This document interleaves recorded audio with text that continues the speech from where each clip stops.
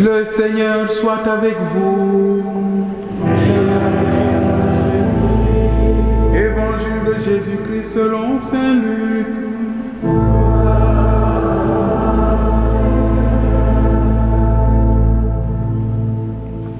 En ce temps-là, Jésus marchant vers Jérusalem traversait la région située entre la Samarie et la Galilée. Comme il entrait dans un village, 10 lépreux vinrent en sa rencontre. Ils s'arrêtèrent à distance et lui crièrent: Jésus, Maître, prends pitié de nous. À cette vue, Jésus leur dit: Allez vous montrer aux prêtres. En cours de route, ils furent purifiés. L'un d'eux, voyant qu'il était plus guéri, revint sur ses pas en glorifiant Dieu à pleine voix. Il se jeta face contre terre aux pieds de Jésus en lui rendant grâce. Or, c'était un Samaritain.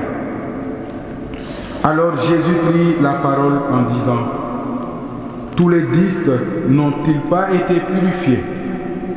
Les 9 autres, où sont-ils?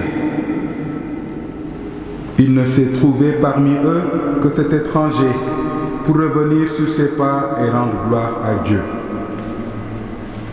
Jésus lui dit: Relève-toi et va, ta foi t'a sauvé. Acclamons la parole de Dieu.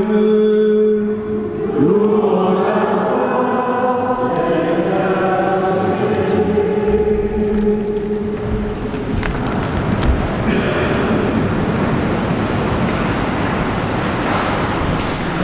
Chers amis, nous sommes appelés, baptisés, à vivre en communion avec l'Église tout entière pour être les témoins de ce que nous sommes, de ce que nous avons reçu. Le baptême fait de nous des enfants de Dieu. Le baptême nous incorpore dans une famille. Et nous avons un aîné qui s'appelle Jésus-Christ.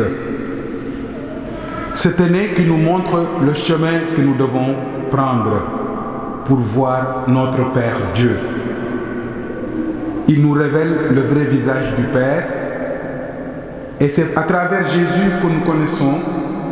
Nous savons désormais que notre Dieu est un Dieu d'amour, un Dieu de tendresse, un Dieu qui ne veut perdre aucun de ses fils. Et c'est le travail perpétuel, c'est la mission de notre Seigneur Jésus-Christ.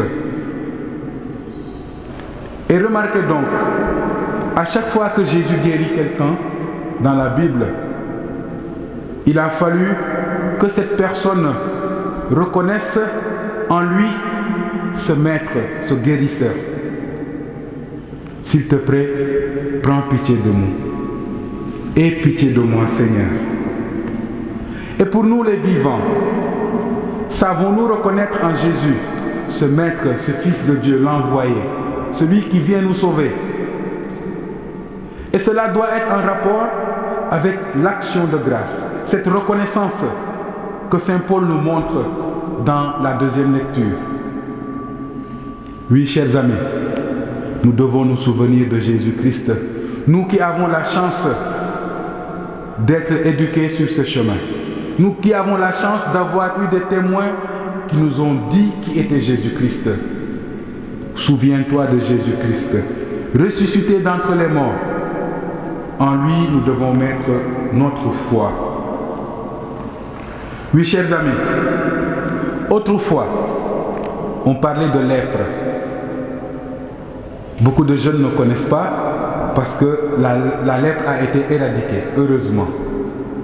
Mais au temps de Jésus, être atteint de cette maladie, ça veut dire que tu étais exclu. Tu ne devais même pas rencontrer les gens. Et vous aurez remarqué que ces 10 lépreux se sont mis à distance de Jésus pour lui parler. Parce qu'on était comme impurs, on était comme pécheurs.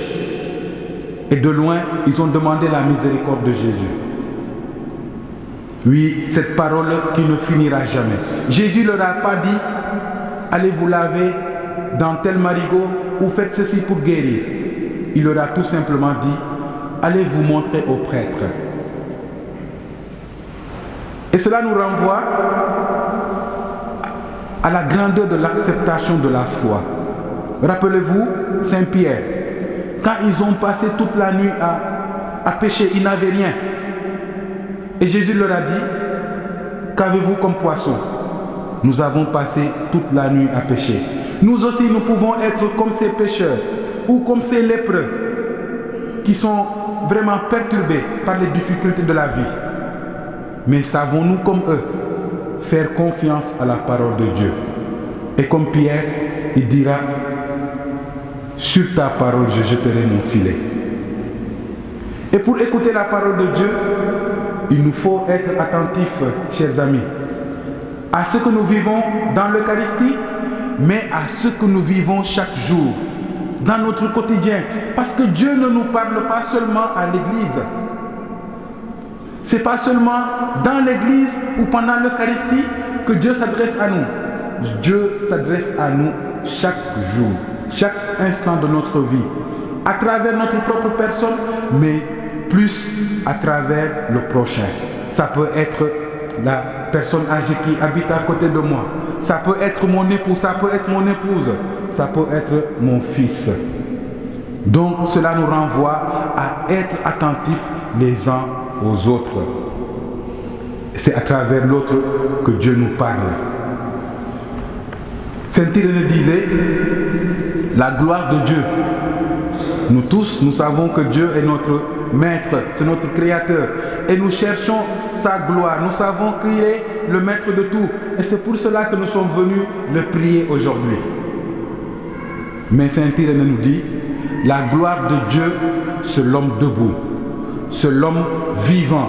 C'est-à-dire l'homme complet qui est heureux. Donc nous devons toujours chercher à ce que le prochain soit bien. Oui, chers amis, Naaman a été guéri parce que tout simplement, le prophète lui a dit, va te jeter dans ce fleuve. Il a eu une grande discussion avant même qu'il accepte de se jeter dans le fleuve pour guérir. Quelqu'un lui a dit, mais tu te moques du roi? N'y a-t-il pas d'autres fleuves dans le lieu où habite le roi? Donc, notre foi est touchée ici et excitée. Rappelez-vous quand Jésus a guéri la Cananéenne. Il lui a dit, s'il te plaît, je veux même les miettes qui tombent de la table des riches. Jésus lui a répondu et il était dur. Il ne faut pas jeter ce pain qui est pour le peuple aux chiots qui habitent ailleurs. Mais elle a persévéré dans sa foi. Et c'est à cela que Jésus nous attend. Comme pour dire que dans nos épreuves, dans nos difficultés, il faut savoir toujours mettre Dieu en avant. Aujourd'hui, la mode, il y a eu beaucoup de... Quelque temps, on ne voyait pas les gens avec des gourdes d'eau. Maintenant, on dit, il faut boire beaucoup d'eau pour être bien, n'est-ce pas? Et chacun a sa gourde à côté. Même pendant les réunions, on ouvre une gourde pour boire de l'eau. Le temps de Covid, on nous dit, il faut des masques. Tout le monde était masqué. Et c'était même une catastrophe de voir quelqu'un qui n'est pas masqué. On va dire, il n'est pas conscient. Le vaccin arrivé, on dit, tout le monde vaccin. Ok, on va se vacciner pour se protéger parce qu'on veut vivre. Et je discutais avec quelqu'un pour lui dire, mais le monde va mal, on manque de repères. Et j'en suis sûr, si on disait aux gens, il faut marcher sur un pied, on va le faire. N'est-ce pas? Parce que c'est la mode. Mais pourtant, notre vie, qui Qui est la source de notre vie? On nous demande de rendre grâce à celui-là, de venir à la messe pour rendre grâce à celui qui nous donne la vie. Non, on est mal vu parce qu'on va à l'église. C'est devenu la mode. Quand tu vas à l'église, tu es très mal vu. J'ai discuté avec un jeune, il me dit, tu sais, moi quand j'étais jeune, j'allais tout le temps à la messe. Mais maintenant, avec le sport, les amis, il a passé une soirée et il voulait aller se coucher tôt. Il a dit à ses amis, non, je vais partir parce que demain je dois me lever tôt pour aller à la messe. Les gens lui ont dit, mais tu vas à la messe toi? Comme si c'était un péché d'aller à la messe, comme si c'était une catastrophe d'aller à la messe. Alors, chers amis, nous devons être les témoins de ce que nous vivons aujourd'hui. Et c'est important. Ça commence par les petits-enfants qui sont là. Les papis et mamies, parlez à vos enfants de Jésus-Christ. Ce n'est pas une agression ou tout simplement formater les enfants. Les parents choisissent ce qui est bien pour les enfants. C'est impensable de voir un parent laisser ses enfants à la maison parce que tout simplement, ils ne veulent pas les amener à l'école. L'école est bien, on amène les enfants à l'école. L'église est bien, amenons nos enfants à l'église. Parce que c'est là que nous trouvons la source de vie. Dimanche prochain, nous aurons tous les enfants qui vont se préparer à la profession de foi, à la première communion. Je pense que votre présence sera un témoignage très fort pour ces enfants qui sachent qu'ils ne sont pas seuls dans l'église, que les papas et les mamans sont intéressés et les adultes sont intéressés. Car ici, nous voulons nous ressourcer. Alors que cette Eucharistie nous permet d'être forts sur ce chemin où nous sommes envoyés, car nous allons entamer la semaine missionnaire. Nous tous, nous sommes missionnaires, nous sommes prophètes, rois et prêtres. Nous devons dire la bonne parole au prochain pour que Dieu soit connu, que Dieu soit imité, mais surtout que Dieu soit aimé dans le monde. Que Dieu nous garde et nous guide, lui qui est vivant pour les siècles des siècles. Amen.